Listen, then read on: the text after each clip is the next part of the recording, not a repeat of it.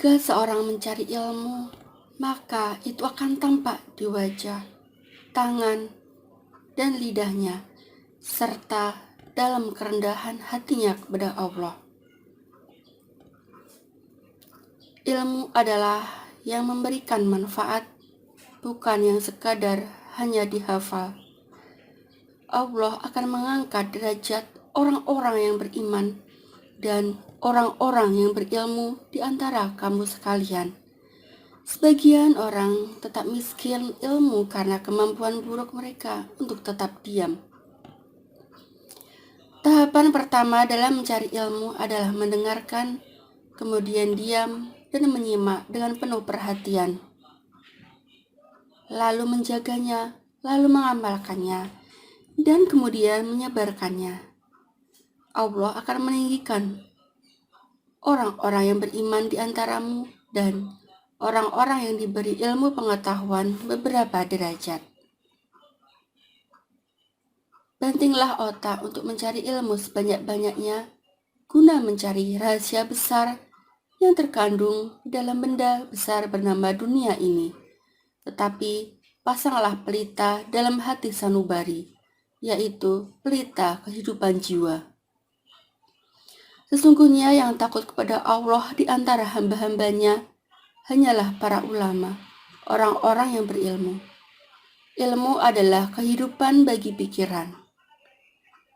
Maka, Maha Tinggi Allah sebenar-benarnya Raja, dan janganlah engkau Muhammad tergesa-gesa membaca Al-Quran sebelum selesai diwahyukan kepadamu, dan katakanlah, ya Tuhanku, tambahkanlah ilmu kepadaku. Aku belajar adab budi pekerti selama 30 tahun, dan aku mempelajari ilmu selama 20 tahun. Orang-orang soleh terdahulu akan belajar adab terlebih dahulu, baru kemudian mencari ilmu.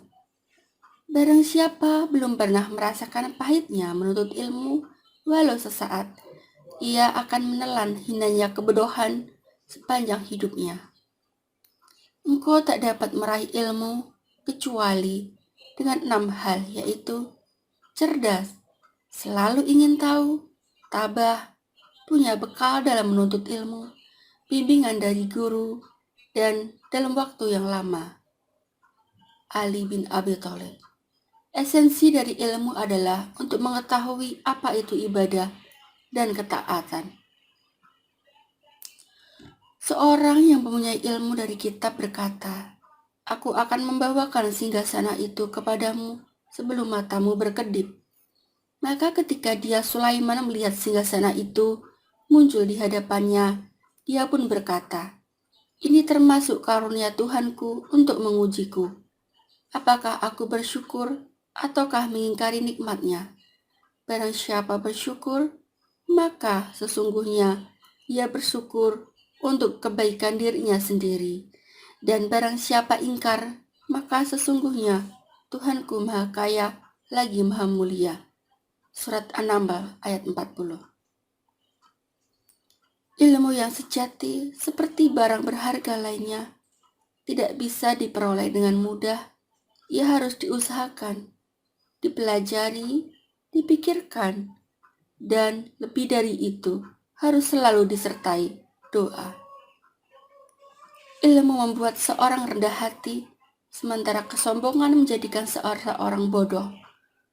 Belajar adalah sikap berani menantang segala ketidakmungkinan, bahwa ilmu yang tak dikuasai akan menjelma di dalam diri manusia menjadi sebuah ketakutan.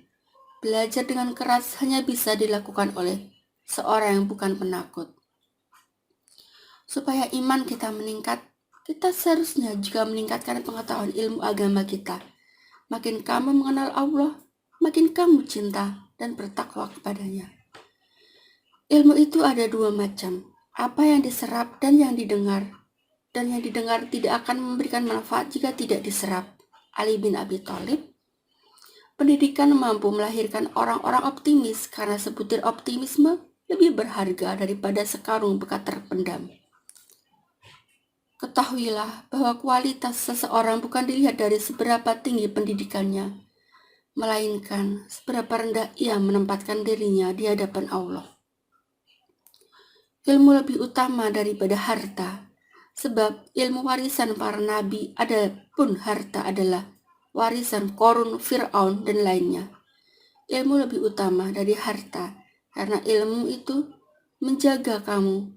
Kalau harta, kamulah yang menjaganya. Barang siapa belajar sesuatu semata-mata karena Allah, mencari ilmu yang ada bersamanya, maka dia akan menang. Dan barang siapa yang belajar sesuatu karena selain Allah, maka dia tidak akan mencapai tujuannya. Juga pengetahuan yang diperolehnya tidak akan membawanya lebih dekat kepada Allah. Hasan al-Basri.